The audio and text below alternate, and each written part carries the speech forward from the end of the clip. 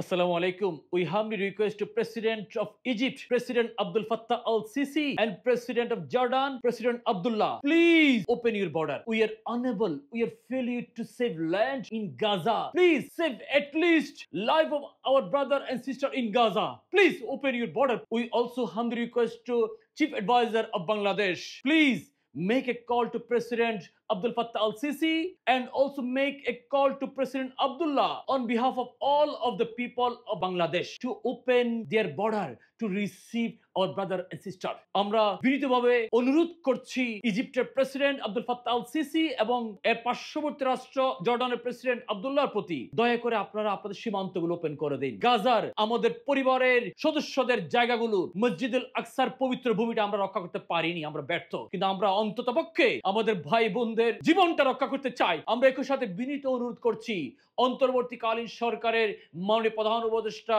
Professor doctor Yunus মহোদয়ের প্রতি, please আপনি দয়া করে একটা কল করুন সমগ্র বাংলাদেশীদের পক্ষ থেকে মিশরের প্রেসিডেন্টের কাছে, জর্ডানের প্রেসিডেন্টের কাছে, দয়া করে ওনাদের সীমান্তগুলো যাতে ওপেন করে দেয়। চোখের সামনে দৃশ্যমান ভাবে এই মাসুম বাচ্চাগুলো, অসহায় নারীগুলো, ভাই বোনগুলো খুন হয়ে যাচ্ছে, এই দৃশ্য আমাদের সহ্য হচ্ছে না। আমরা জানি না মুসলিম হিসেবে কালকে আমাদের দিন আল্লাহর কাছে কি জবাব দিবেন। কোন একদিন গাজা আমাদের এই অনুকূলে আসবে ইনশাআল্লাহ।